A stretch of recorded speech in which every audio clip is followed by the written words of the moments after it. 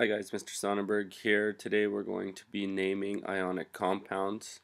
This is for Science 9 students studying matter and chemical change, and this again is topic 6 in your textbook. We're piggybacking naming molecular compounds and also chemical compounds overview. So today we'll learn how to name these ionic compounds.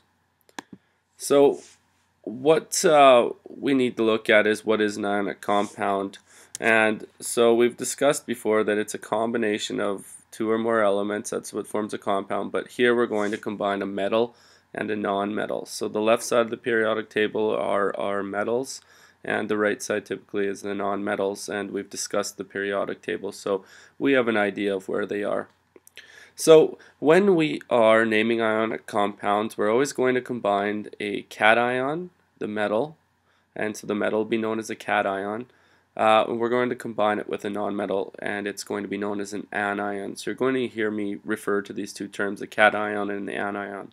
So the cation is going to have a positive charge, and the anion we're going to see a negative charge.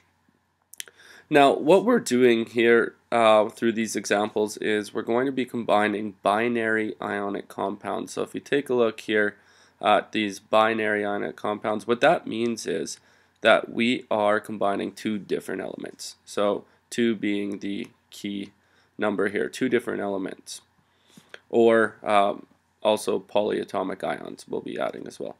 So the anion, which is right here, okay, the anion, the non-metal, will always end in "ide" unless it's a polyatomic ion, and we'll get to that as well. So if it's not a polyatomic ion, if it's in the non-metals, any anion or non-metal is going to end in "ide." So little rule to follow or remember. So these metals, okay, what happens when there's metals that have more than one cation forming?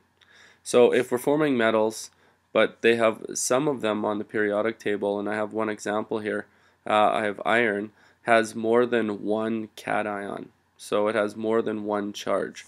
So what we're going to see here is iron 2 ion is actually going to have a 2 plus charge, and iron 3 ion is going to have a 3 plus charge. So now we have two forms of iron ions. So now this is going to be important as we move down. So how we're going to actually write that is we're going to use a Roman numeral in parentheses, and that's going to show its charge. So if I was to write iron, for iron 2, we have these parentheses right here, and we used Roman numeral to write it. Same thing for iron 3, okay? And these are cations, and we can see that by their positive charge, which we're looking at right there. So that's going to be very important as well.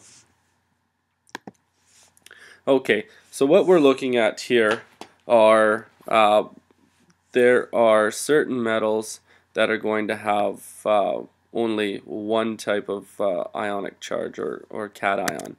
So the following are going to only have one. So we're looking at group 1A metals. Okay, group 1A metals are going to have a one positive charge, and we don't have to put one positive, we just put the positive sign there, but they're going to be one positive. Group 2A metals are going to be a, I'll write that better, it was a 2 plus charge. Okay, aluminum actually has a 3 plus charge. Zinc has a 2 plus charge. Okay, so zinc has a 2 plus charge. Gold is going to have a 1 plus charge, and scandium is going to have a 3 plus charge. Now these form only one type of cation. Okay, so all group 1A metals, all group 2A metals, aluminum, zinc, gold, and scandium are all going to only form one type of cation. Okay, So that's going to be important. Whereas iron obviously doesn't fit into these categories, so it's going to be considered, or it forms two cations, so we're going to have to use those Roman numerals. For all these metals here, we don't have to use Roman numerals because they only form one type of cation.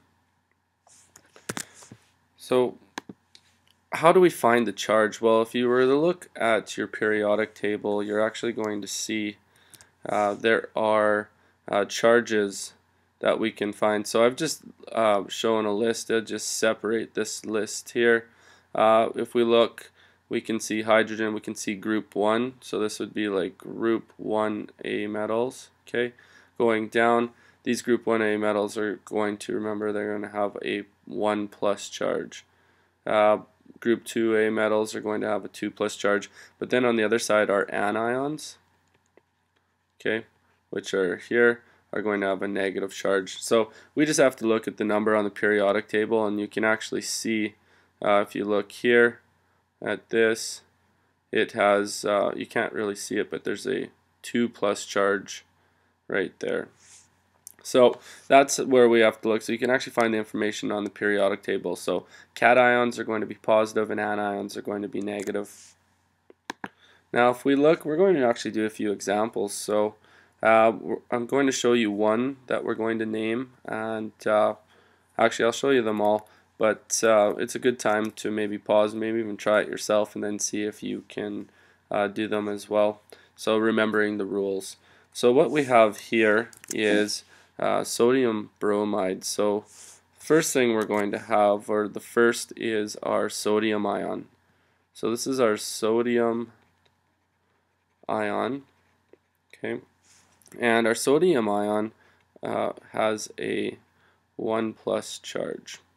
Now that's our cation. If we look at our anion, we have the bromide ion, and I wrote bromide because bromide is it's the anion, so I add "ide" to the end of it, and it has a 1- charge.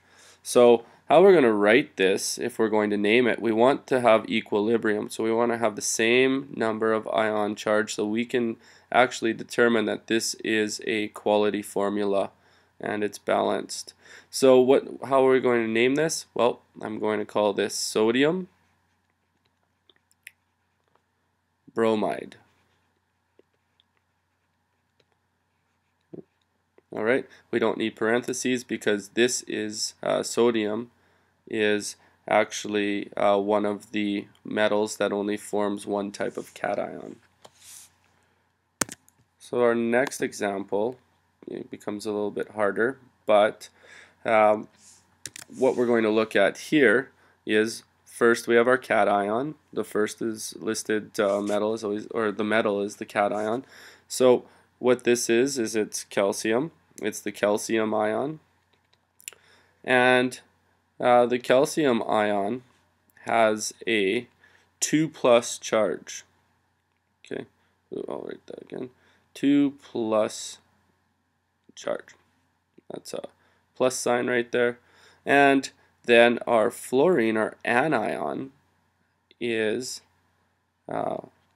fluorine ion.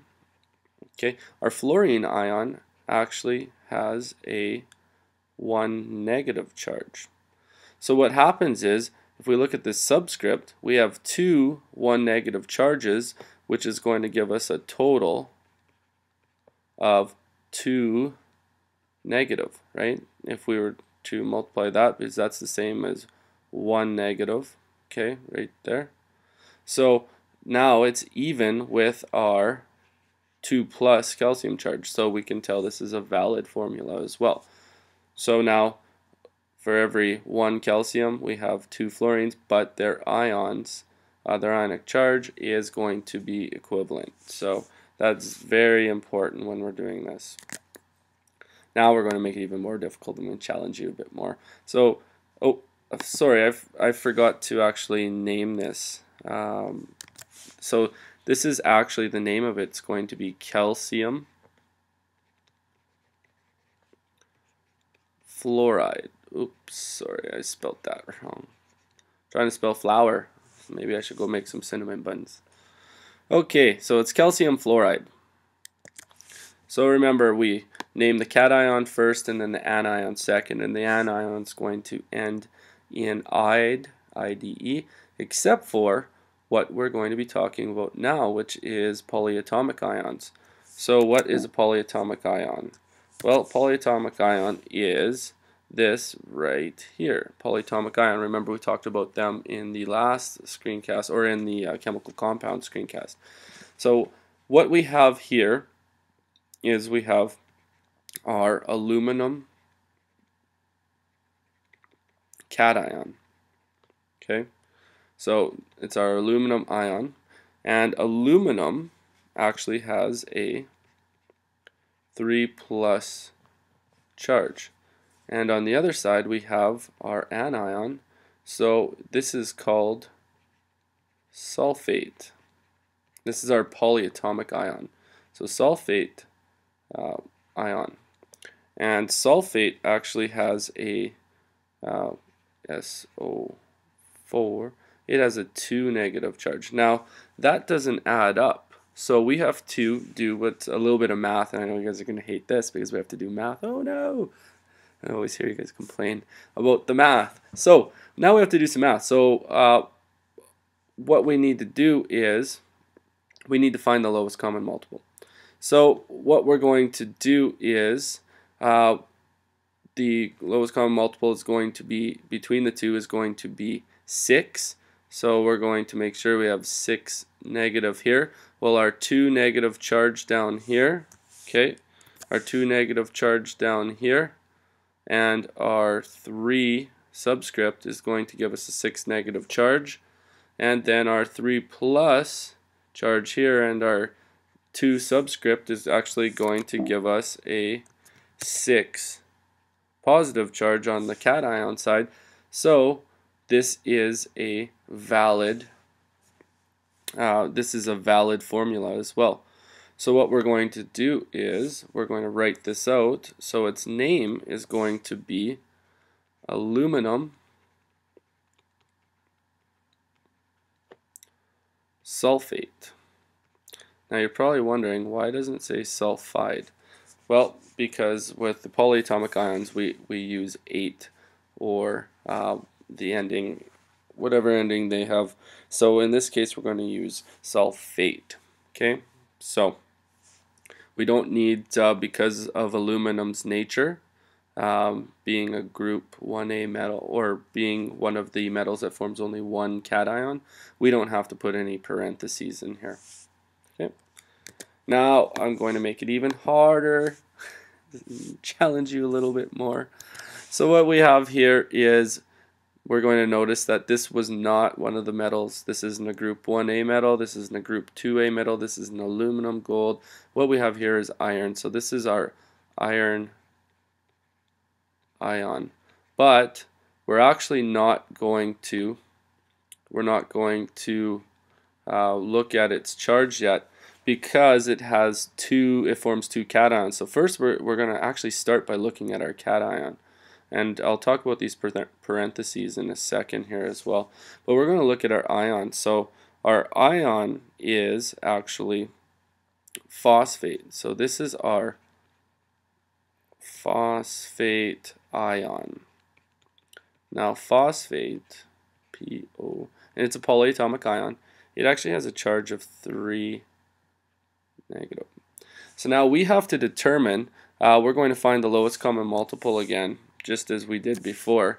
So I look at this 3 negative charge down here, and I look at my subscript. So I'm going to say my lowest common multiple is 6 between the 2 and 3 as well, the lowest common multiple. So what I'm going to need here is I'm going to need to make a 6 positive. So which of the 2 irons am I going to use?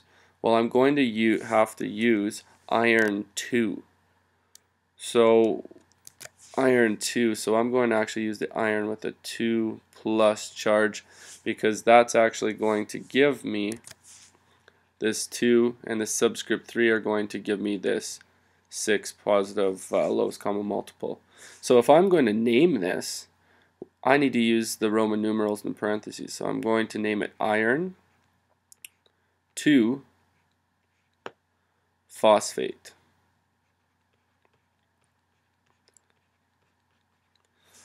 Okay, so just remember some of the rules. Go back, play, pause, rewind.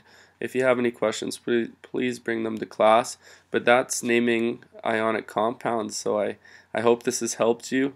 I hope my writing wasn't too messy, and my voice wasn't too nervous for you guys. But anyways, that's naming ionic compounds.